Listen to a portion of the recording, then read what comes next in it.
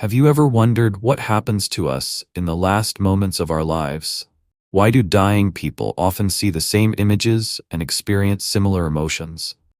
Today we will talk about the amazing discoveries of psychiatrist and scientist Elizabeth Kubler-Ross, who has devoted more than 20 years to researching this phenomenon. In our video, you will learn about exciting cases from Elizabeth's practice, how dying people meet their deceased loved ones and experience amazing encounters beyond life. We will plunge into the wonderful world of near-death experiences and try to unravel the mysteries of the human soul. My colleagues say that I've spent too much time with dying people, so it's not surprising that I've developed strange beliefs. As a psychiatrist and scientist, it was interesting for me to discover that thousands of people around the world have similar visions at the time of their death. I had no choice but to investigate these cases to prove their truthfulness, or to make sure that they were just hallucinations by the dying person's desire to see what he wants to see. That's the goal that psychiatrist Elizabeth Kubler-Ross once set for herself. She spent more than 20 years near the beds of people on the verge of life and death. During this time, the psychiatrist became convinced not only that the person feels the approach of his departure, but also noticed other patterns associated with recurring memories of the other side of life. Many patients could not see these things in real life.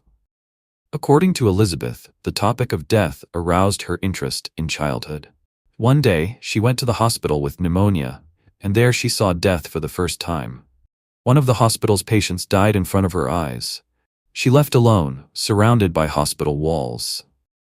After graduating from university, Elizabeth Kubler-Ross worked in different hospitals, but in each of them she encountered the same treatment of dying people by doctors. Elizabeth was outraged that her colleagues treated such patients as inanimate things. I started communicating with dying patients and with those whom doctors brought back to life after clinical death.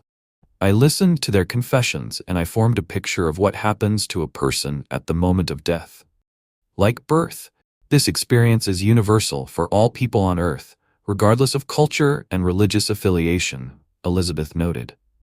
Elizabeth talked about unusual cases from her practice at her seminars. She also brought her patients there, who became the heroes of these stories.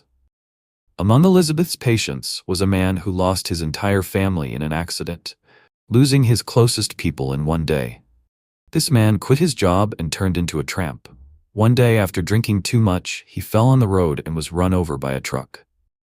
When the man woke up, he saw his body lying on the road.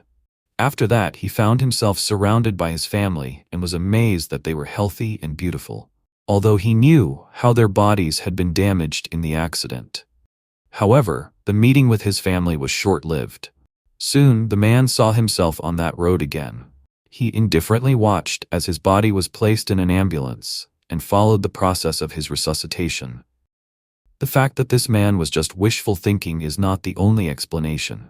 He saw what he wanted to see. I have collected many cases proving that in near-death experiences, the thesis of projections of desire is excluded. We are talking about blind people who, having experienced clinical death, begin to see. Such patients were able to tell who performed the resuscitation, and all the details that they might not have known in real life. No one dies alone. One of Elizabeth Kubler-Ross's patients was a woman who had experienced clinical death.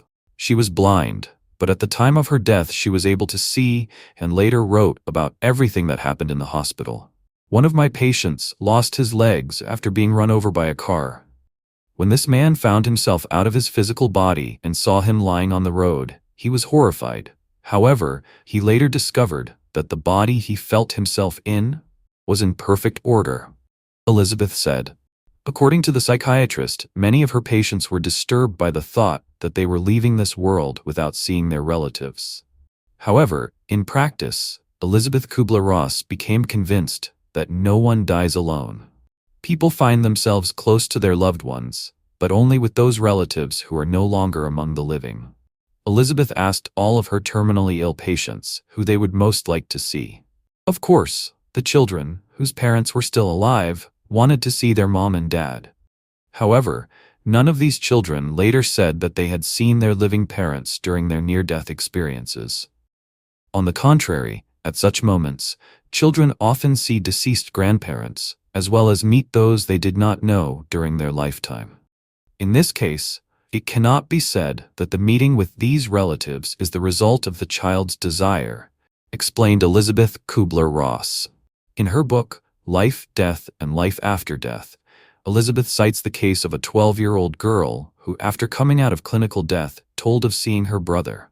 Elizabeth knew that this girl was the only child in the family. When the girl's father came to the hospital, she told him everything, describing what she had seen. She added, "It's amazing, but I don't have a brother." Her father started crying and told her that she really had a brother who died 3 months before she was born. She was never informed of this. Do you understand why I gave such an example? Someone could say that the girl saw her brother because she was thinking about him at the moment of death. But this girl did not know anything about her brother. You see, it can't be that she made it all up. After studying hundreds of similar stories, Elizabeth Kubler-Ross came to the conclusion that at the moment of death, everyone experiences the separation of their immortal selves, which she also called the soul. Some of her patients compared this process to the saying from Cocoon on a Butterfly. At the same time, not every person remains grateful to those who returned him to the body, because being outside the physical body, people got rid of pain and all their flaws, connecting with their immortal selves. Our patients overcame all their fears. They stopped being afraid of death, because they gained the knowledge that it does not exist. They began to see what was happening around them with a new look, and were filled with love and a new consciousness. All this leads to the idea that a person can become himself only after death, concluded Elizabeth Kubler-Ross. And so not only the mystery of the human soul is revealed before us, but also the majestic revelation that death is not the end, but only a transition. These near-death experiences, like flashes of light, show us that we are not just a body, not just a moment enclosed in physical existence. We are something more. These unique encounters with departed loved ones, strangers, and the moment of finding inner peace after death give us a chance to reflect on our own path. Maybe this is the true meaning of life. Not to be afraid of the inevitable end, but to understand that we are all connected by something unchangeable that transcends the physical. No matter how we try to explain this phenomenon through science, faith in the immortal soul, in its eternity, remains the key to the solution. And perhaps the most important thing is the love and consciousness that stay with us in our last moments and help us cross this mysterious boundary. Dear friends, thank you for watching my video to the end. If you liked it, please like it, and don't forget to subscribe to the channel. It's very important. Thank you, and have a nice day.